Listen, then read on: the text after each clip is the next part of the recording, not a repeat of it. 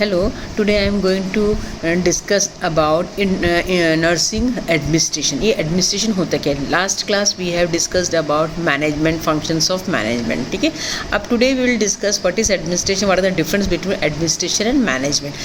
Administration word derived from Latin word ad plus minister. इसका मतलब होता है to care for or look after other people to manage affair.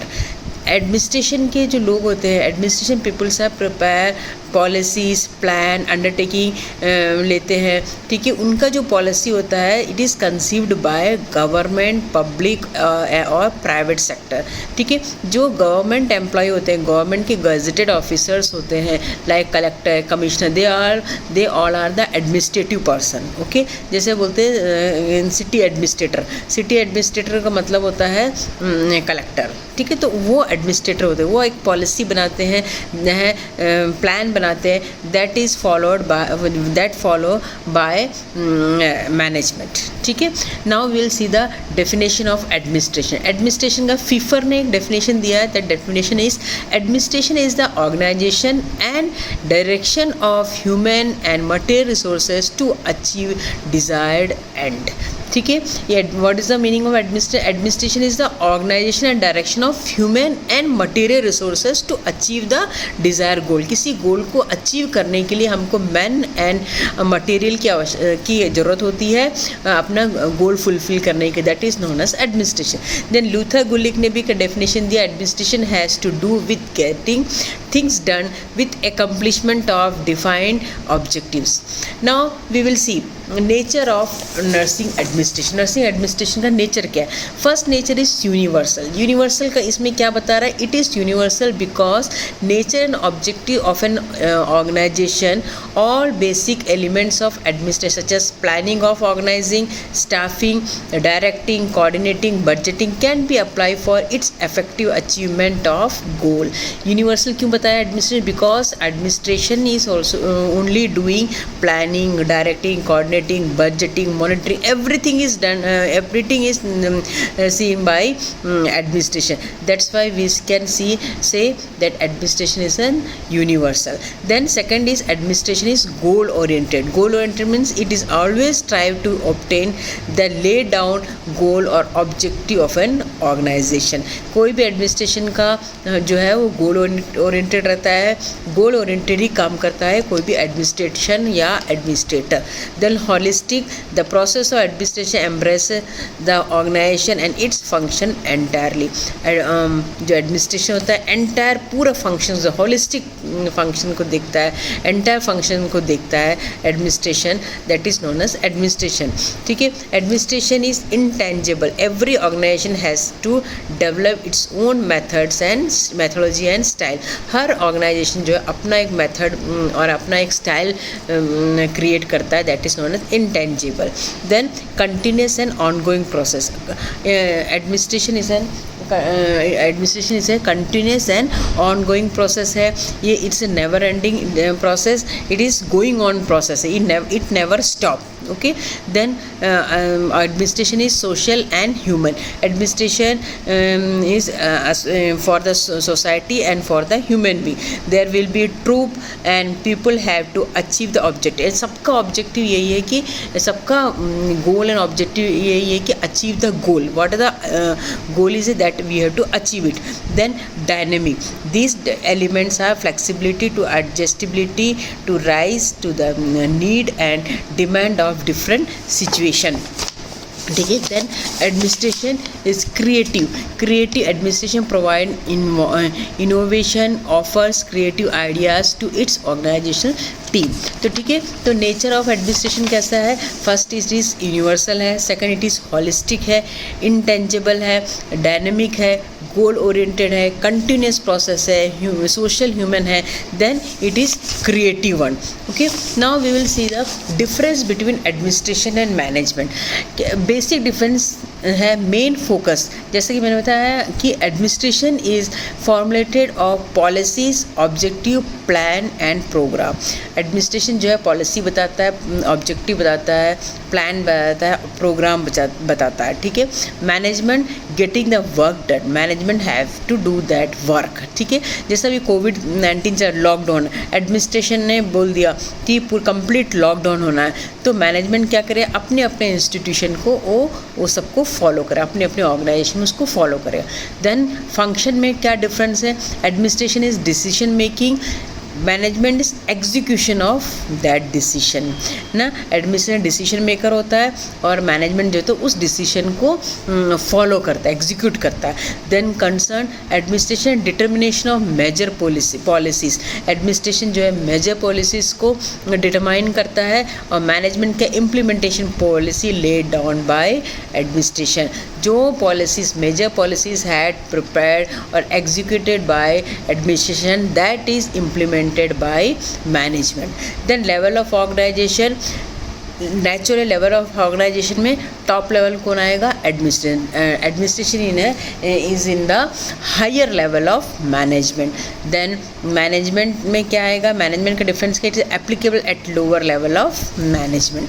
Then इसमें directive activity not directly concern with the operation level officials, ये सिर्फ administration सिर्फ जो है पॉलिसीज बनाएगा, एक्टिविटी एंड डायरेक्शन लेवल कौन करेगा, बाय मैनेजमेंट, ठीक है। नाउ फंक्शंस ऑफ एडमिनिस्ट्रेशन का क्या क्या function, first is planning, second is organising, third is staffing, fourth is directing, fifth is coordination and controlling, then sixth is recording and reporting and seventh one is budgeting.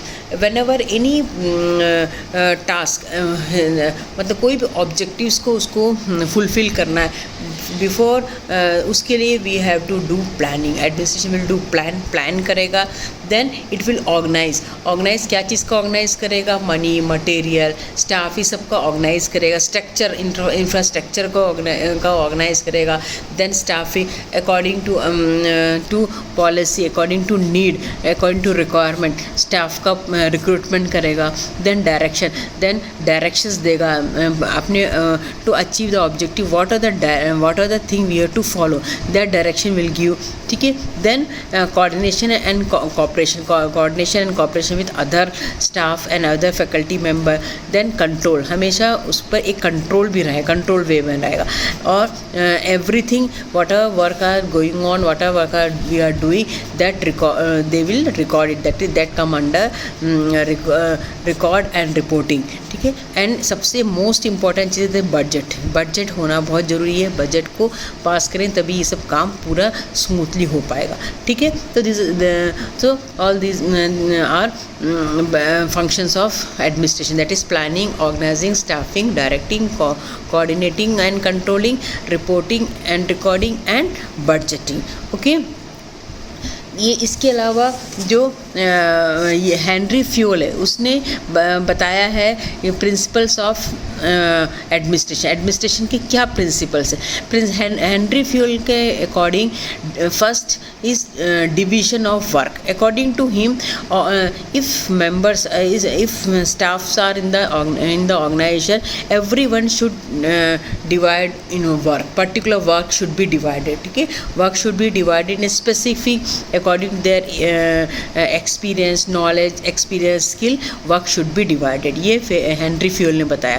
then second is authority, responsibility and accountability, according to Henry Fayol, authority is defined as the right to give order and power to execute ordinance, and responsibility should be given according to experience of person because it help to accountability, ठीक है। तो इसमें पहले उन्होंने बोला कि work divide करना है, then according to experience, according to hierarchy the work should be divided and work और every person should get their responsibility. Then third one is discipline, it refers the observation of the rule, regulation, code of ethics, norms, manners and respect. Discipline is very necessary for proper administration of any organization.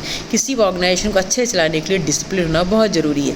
Than unity of command, उन्होंने ये भी बताया unity of command. Unity of command ये in this, according to that, in every organization each employee should receive order from one supervisor only, to whom employee can give an accountability. Okay, one person only give the command है ना. सबने मिलकर command देने लग गए तो it will be very difficult to follow.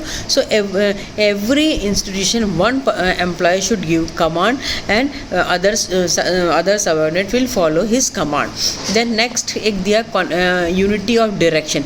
Unity of direction में क्या बताया, supervision should be given direction to his subordinate for the set of activity having the same objective. Okay, then centralization of authority. It refers greater larger authority resting with the top level management. top level management के बाद में पास में power होना चाहिए, centralisation होना चाहिए. ठीक है, सेंट्रलाइजेशन ऑफ अथॉरिटी मतलब उसी को पता होना चाहिए, सभी पॉलिसी क्या करना उन्हीं के हाथ में होना चाहिए. Then scalar chain of command. The command should be scalar chain मतलब टॉप लेवल, लोअर लेवल से टॉप लेवल की हो जाना चाहिए. जैसे कि तुम लोगों को कोई प्रॉब्लम होता है, you will discuss with your class monitor, then class monitor will discuss with class coordinator, class coordinator will discuss with senior faculty, then vice principal, then principal. Okay, so this type of scalar chain should be maintained. Then remuneration of person. According to Henry Fayol, a person who is doing good work, a fair work, that time proper salary remuneration should be given. In case of he is doing any job hazard, that time also incentive must be given. ठीक है. Then stability of tenure. Next ये है stability of tenure. Stability of tenure में क्या है, retain. How person can be retained in an organization. Here it is very important, if any person want to stable in the institution, his job should be secure. ठीक है, he should feel secure in that institution, and he should time to time he should get proper incentive, proper salary, so he will be stay in that same institution. Then initiative हमेशा हमको initiate करते रहना चाहिए.